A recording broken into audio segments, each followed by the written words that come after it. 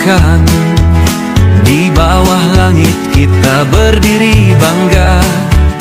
Pemuda tangkas siap tempur selalu, mewarnai masa depan nan cerah.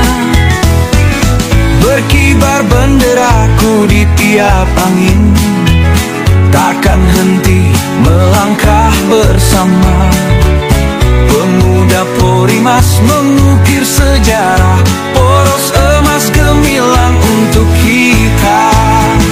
Assalamualaikum warahmatullahi wabarakatuh, sahabat Porimas, para petani, sahabat teman-teman petani milenial, selamat berjumpa dengan Porimas Official, channel yang selalu mengangkat bagaimana potensi-potensi yang ada di dunia, terutama hari ini adalah dunia pertanian.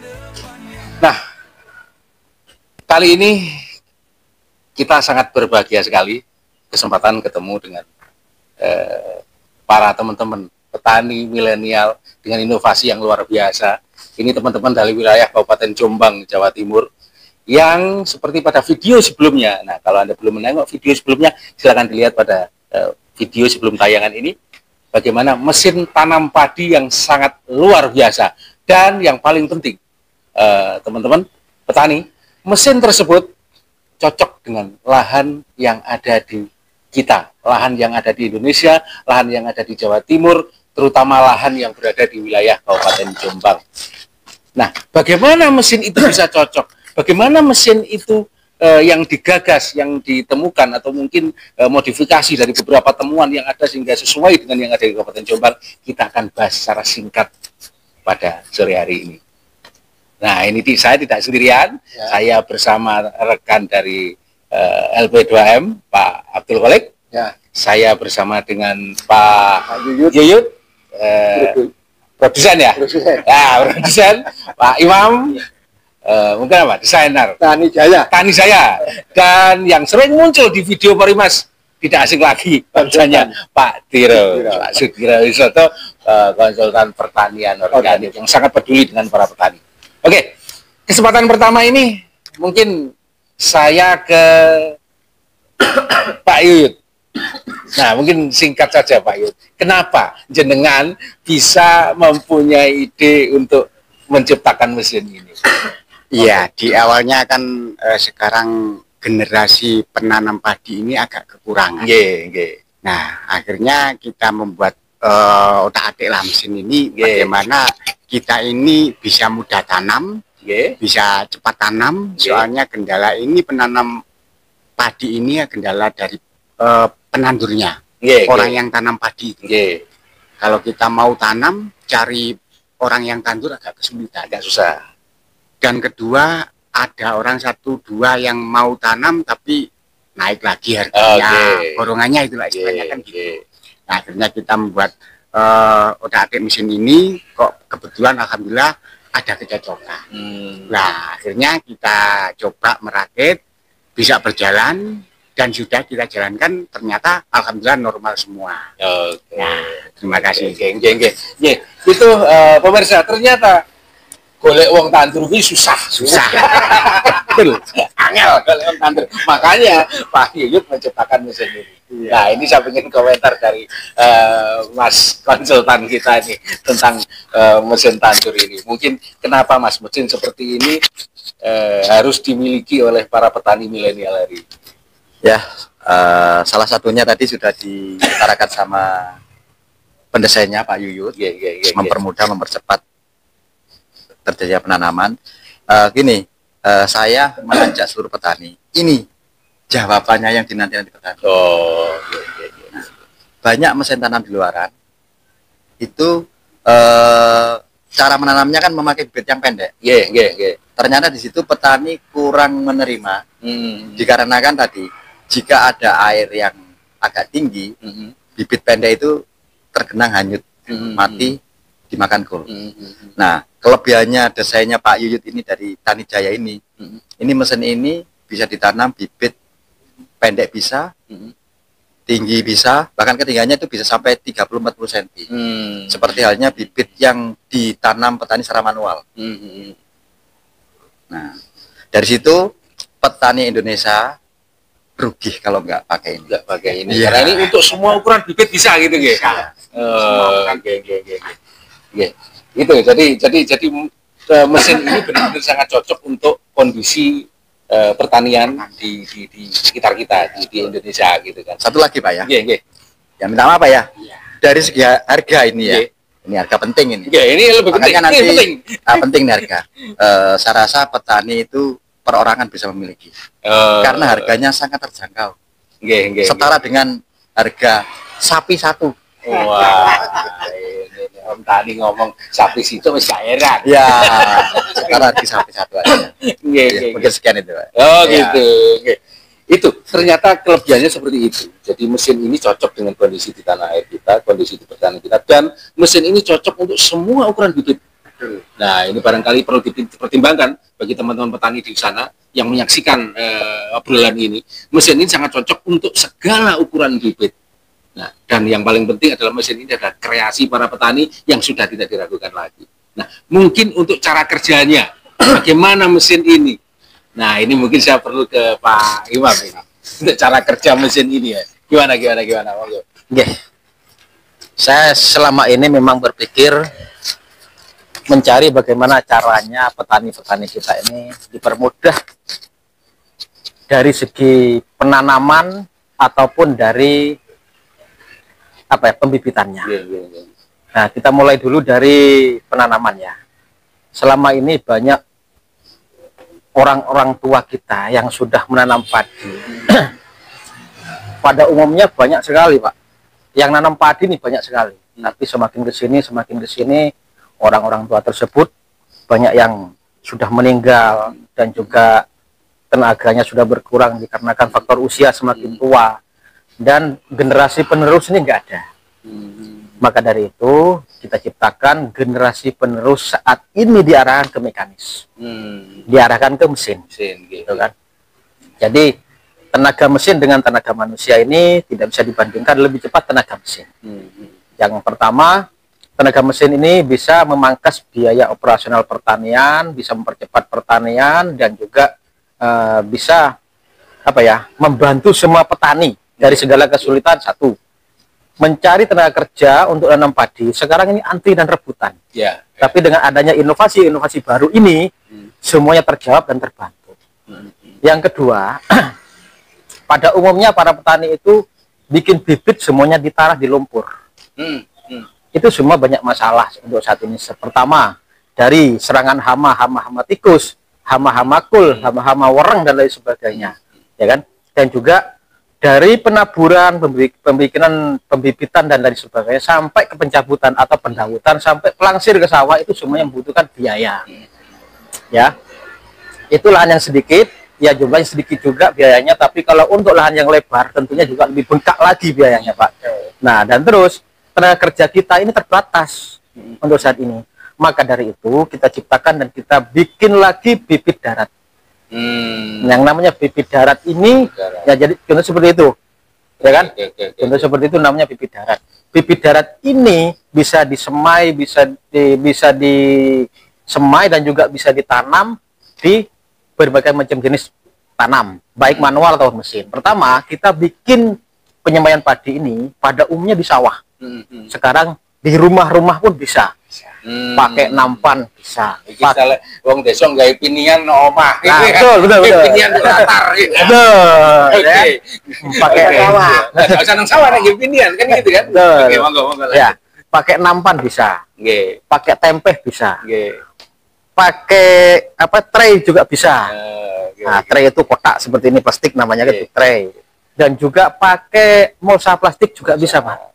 Jadi kita bikin gelaran. Kayak kloso, kayak tikar gitu kan. Nah, media tanahnya cuma sedikit Pak, berbeda dengan ditanam di sawah, disemai di sawah. Kalau di sawah kita sebar benih itu langsung ditanam di lumpur. Nah, tapi di sini hanya menggunakan tanah yang sedikit sekali, hanya sedikit sekali tanahnya. Yang kedua, pengawasan kita pada benih padi ini efisien. Masalahnya apa? Kita bisa bikin bibit di pekarangan-pekarangan, di halaman rumah. Nah, biasa di atas rumah juga bisa. Yang penting ada tempatnya, gitu kan? Karena ini sangat mudah sekali, bisa nampan, pakai lengser, pakai apapun bisa, gitu kan? Bisa, gitu. Mau diperkecil, kemudian diperlebar, perbesar, bisa. Ginian gak kudu sawah. Ya, gitu kan? Dan di situ juga harus ada yang namanya pendukung nutrisi. Nutrisi ini penting, ya. Jadi kalau cuma untuk bikin benih dan juga untuk meninggikan bibit, ketinggiannya paling tidak ya 12 cm, 16 cm mudah Pak, anak kecil pun bisa. Tapi kalau untuk bibit darat ini ketinggian sampai 30 cm, 35 cm sampai 40 cm, ini agak susah. Nah, PR kita di situ. Makanya kita harus membutuhkan yang namanya organik lagi, Pak. Organik apapun bisa, Pak. Organik apapun bisa. Yang penting kita tuh tahu jadwal, jam dan harinya. Misalnya kita menggunakan pengaplikasian organiknya ini per 3 hari, nggak masalah. Pagi, siang, sore nggak masalah, Pak. Yang penting jangan siang, pagi dan sore aja nggak apa-apa. Gitu. Yang kedua, ini opsi yang terakhir ya. Yang kedua, bibit darat ini bisa digunakan untuk tanaman manual bisa. Bisa, Pak.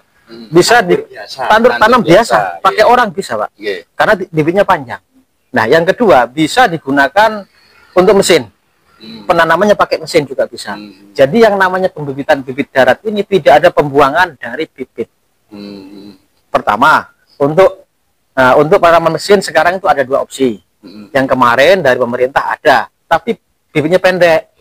Nah, sekarang muncul lagi, launching lagi, tapi untuk bibit yang panjang. Jadi tidak ada gagalnya bagi para petani untuk bikin bibit darat. Nah, gitu kan? Tidak ada pembuangan bibit, tidak ada gagalnya. Kalau kita bibit pendek itu sudah cukup umur, ataupun kita tidak kedapatan mesin yang mau ditanam, larilah ke Tani Jaya. Nah, gitu Pak, larilah ke Tani Jaya. Petani Jaya menyiapkan mesin desainer untuk tanaman bibit panjang. Gitu. Ya. Teman-teman petani, sahabat Warimas yang kebetulan nonton ini, ternyata ada 2 hal yang sangat luar biasa kita temukan pada obrolan sore ini. Satu, kita ada mesin tanam padi. Yang kedua, barangkali nanti kita ada satu sesi video khusus yang kita bagaimana membahas tentang bagaimana bibit darat, karena ini menarik. Ya, karena ini menarik. Bagaimana wong sing latare ombo ya kan, gak perlu dibanyoni, gak perlu apa, tapi iso nggih pinian. Ya kan, kasarane bosan nakali, kamu nggih pinian nanti nggih pinian kiringane pawon. Kasarannya gitu.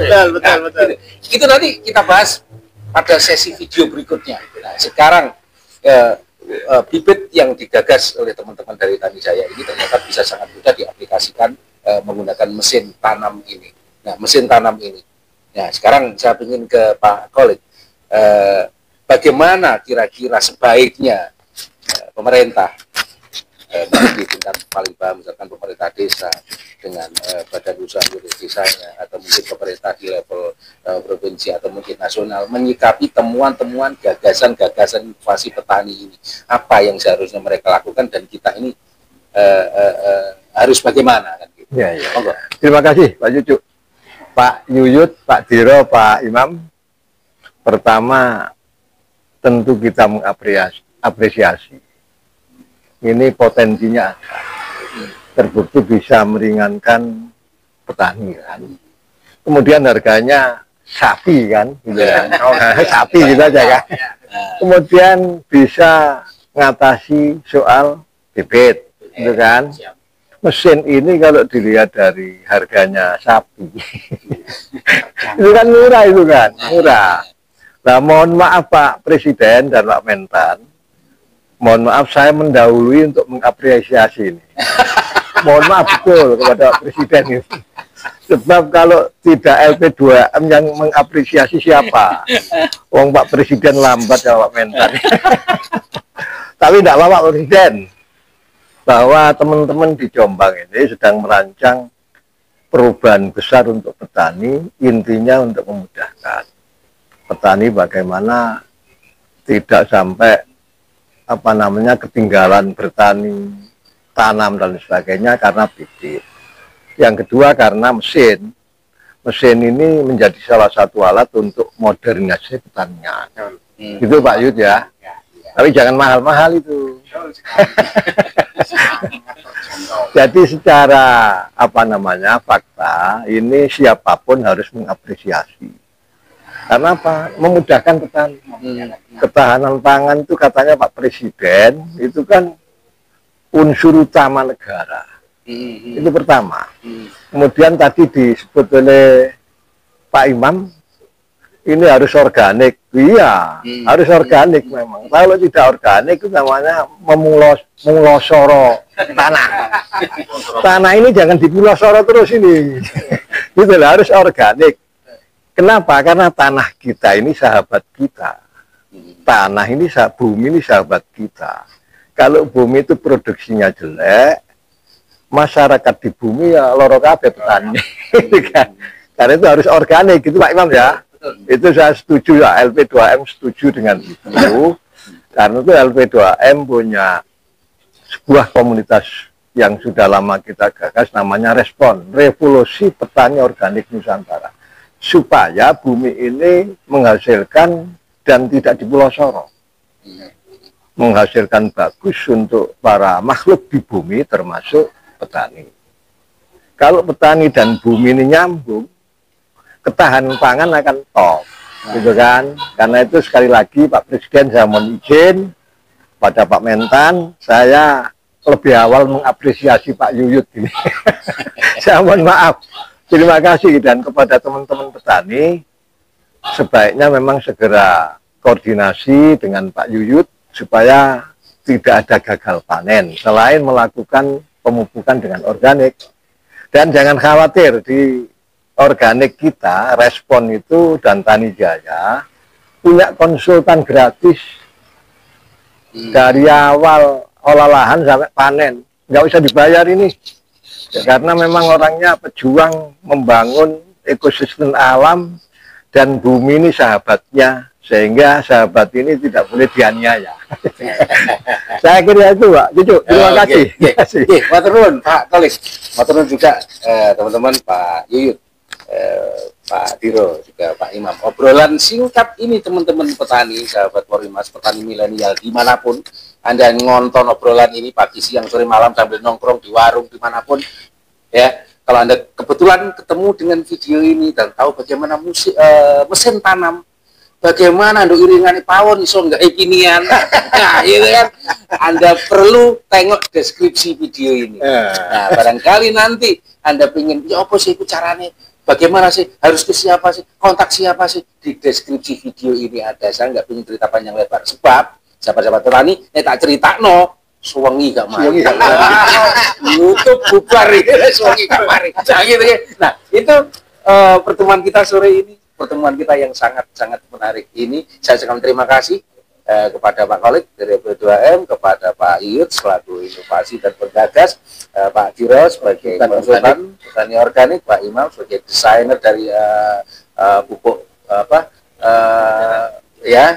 dari pertanian. Saya ucapkan terima kasih, dan juga pada sahabat-sahabat petani terima kasih. Jangan lupa saya ingatkan sekali lagi, Anda penasaran, tengok deskripsi video ini dan ada nomor WA di sana, silahkan kontak, pasti nyambung dengan teman-teman yang ada di sini. Oke, salam Respon organik. Salam. Saya akhiri, salam Respon organik. Tanah subur, petani makmur.